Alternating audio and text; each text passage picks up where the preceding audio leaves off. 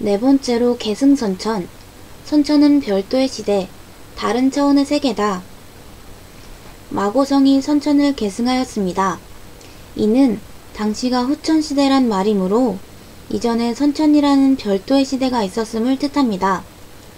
선천을 이어받았다는 징표로 천부를 받들어 모신 것이니 천부는 포괄적인 상징입니다. 상징은 글자나 그림으로 반드시 눈에 보이는 표식이 있기 마련이지만 부도지의 천부의 내용이나 모양에 관해 자세한 설명은 없습니다. 마고성이 선천을 계승하기 위해 천부를 봉수하였습니다. 따라서 천부는 마고로 인해 처음 시작된 것이 아니라 그 이전부터 존재한 것입니다.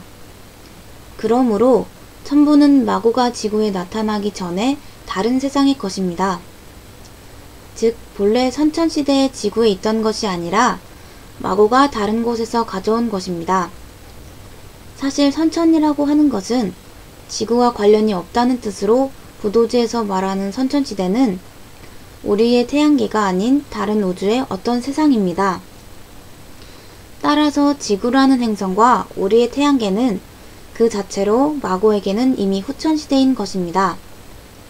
이는 선천과 후천의 구분은 지구에서 시기를 나누어 쓰는 단어가 아니란 뜻입니다. 결국 마고는 지구에서 태어난 존재가 아니며 이방인인 셈인데 왜 어떤 이유로 지구를 찾은 것일까요? 새로운 행성을 찾아 새 출발을 하려던 것이었을까요? 어디에서 어떻게 날아온 것이었을까요? 우주선을 타고 왔다면 마고대성이 그 우주선은 아닐까요? 또한 마고와 같이 지구에 온 마고의 일행이 있었는지는 알 수 없습니다. 부도지에서는 오직 마고만이 나올 뿐입니다. 그럼에도 불구하고 굳이 선천을 계승하기 위해 천부를 계승했다면 천부라는 것은 그 자체로 대단한 의미를 가지고 있었을 것입니다. 행성과 은하를 초월하는 우주에 걸친 포괄적인 정신과 사상을 담은 놀라운 이치와 정신, 철학 등을 담은 가르침이 담겨져 있는 것이 확실합니다. 따라서 그러한 사상을 이어간 우리 선조들은 특별할 수밖에 없습니다. 황궁시로부터 시작된 천부의 계승은 7대에 걸쳐 7,000년의 전통으로 이어졌습니다. 우리의 자랑스러운 고대 선조들의 역사가 중간에 단절되어 지금까지 오는 동안 그 뿌리의 흔적이 거의 사라졌지만 아직도 천부에 대한 이야기는 부도지에 남아 있습니다. 다섯 번째로 성중사방 유사위천인. 마고성의 네 방향에 있는 4명의 천인이다. 네 방향은 반드시 동서남북을 가리키는 것은 아닙니다.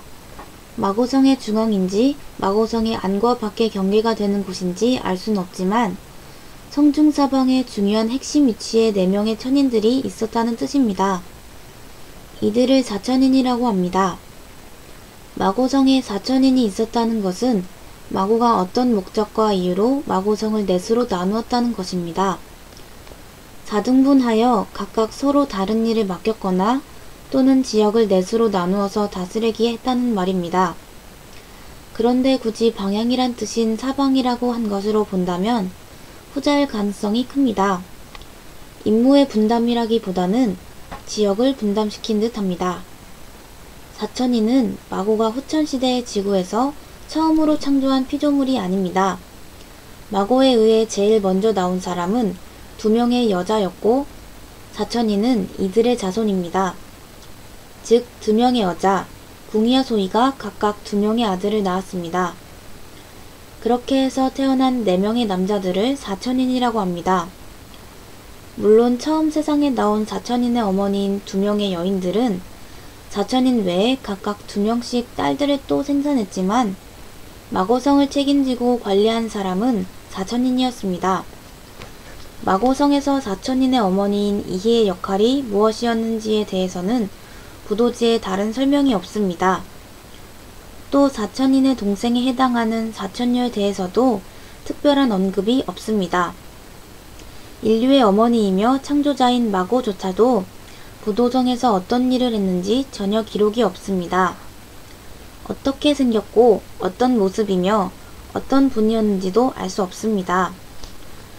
이것은 부도지가 남성 중심의 사회에서 남성 위주로 기록되었다는 사실을 말해줍니다. 물론 차별적인 내용은 없습니다. 단지 마고에서 이익까지는 여성이었지만 이후에 사천인부터는 남성이 지도자로 등장하면서 남성을 중심으로 한 이야기가 끝까지 계속되는 것입니다. 여섯 번째로 재간조음, 피리를 손에 들고 연주하기 위해 음을 조절한다는 것이다. 즉 무엇인가 중요한 일을 한다는 것을 의미한다. 지구의 세상 만물을 창조하기 위해 거치는 작업을 말한다. 재관은 손에 들 재의 피리 관자이며 조음은 음을 조절하는 것이니 피리를 손에 들고 연주를 하기 위해 음을 조절한다는 말입니다. 사천이는 부도정의 핵심으로서 가장 중요한 역할을 하는 존재였습니다. 그렇다면 어떤 일이 가장 중요할까요? 대궐의 문을 지키는 장수처럼 마고성을 보호하고 관리하는 임무였을까요? 궁에서 가장 높은 자는 왕이지 문지기가 아닙니다. 마고성은 마고의 성이고 사천인은 마고의 피조물이며 자손에 해당하므로 사천인을 성의 주인이라고 할 수는 없지만 영의정, 우의정, 좌의정과 같은 여러 재상들이 임금을 돕고 나라를 다스리듯 그런 역할을 했던 것으로 보입니다. 따라서 재간조음은 결코 아무나 할 수 없음은 물론 누구에게도 맡길 수 없을 만큼 중요한 일이었을 것입니다. 그렇다면 재간조음은 무엇일까요? 혹시 생명의 창조와 관련된 일일까요? 아니면 무엇일까요? 창조는 오직 마고만 가능한 일이었을까요? 사천인이 해야 할 일은 많습니다. 마고성을 유지, 관리하는 일일 수도 있고 마고성을 조정하는 일일지도 모릅니다. 하지만 재간조음은 마고가 맡긴 특별한 임무였습니다. 부도지에서는 만물의 근원을 음이라고 합니다.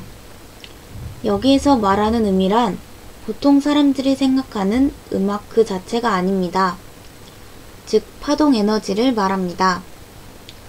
우주의 별들이 창조되고 사라지는 모든 변화를 음의 작용으로 보았습니다.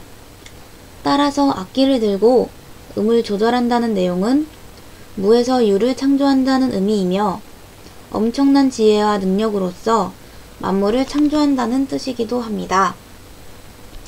그러나 물질과 물체의 탄생과 소멸은 무작정 말 한마디로 모든 것이 저절로 다 되는 것은 아닙니다. 아름답고 훌륭한 곡의 작곡과 연주는 아무렇게나 한다고 완성되는 것이 아닙니다. 실력과 능력을 갖추어야 함은 물론 악보에 따른 곡을 연주하기 전에 미리 악기의 음을 조절하고 맞추어야 합니다. 따라서 재관조음이란 창조를 위한 일로 지구의 생상 만물을 창조하기 위해 반드시 거쳐야 하는 여러가지 작업을 말하는 듯 합니다. 일곱 번째로 장활 황궁씨, 재관조음을 하는 4명의 천입니다. 첫째가 황궁씨고 둘째가 백소씨, 셋째가 천궁씨, 넷째가 흑소씨였습니다. 씨는 본래 신이나 왕을 뜻하는 존칭이었습니다. 여기에서의 순서는 마고에 의해 창조된 순서이며 각각은 종족과 인종의 시조가 되었습니다. 황궁씨는 동양인의 조상이고 백소씨는 백인의 조상입니다. 천궁씨는 지금은 거의 사라졌지만 피부가 파란색인 청인의 선조였고 흑소씨는 흑인의 조상이 되었습니다. 그런데 만화에 나오는 스머프와 같은 푸른색 피부를 가진 청색 인종은 어찌된 영문인지 중동 사막 지역에 일부 그 흔적이 남아있을 뿐 거의 사라졌습니다. 간혹 일부의 백인들에게 청색 피부가 나타나는 경우를 TV에서 본 적이 있었습니다. 그 원인에 대해 의사들은 희귀한 유전질환이라고 하였습니다. 의사들은 청인종을 본 적도 없고 그런 인종이 있다는 것은 생각지도 못했을 것입니다. 따라서 원인을 알 수 없는 유전질환이라고 말한 듯합니다. 물론 몇 명도 되지 않는 그 가족들이 사라진 청인종의 유전자를 가지고 있는 사람들인지는 알 수 없지만 부도지는 과거 지구에 청인종이 있었음을 말하고 있습니다. 청인종은 어쩌다 돌연변이처럼 나타날 수 있는 질환이 아닙니다. 또 다른 TV 방송에서는 중동 사막 지역에 사는 어떤 부족에게서 일부 청색인이 있는 것을 우연히 본 적이 있었습니다.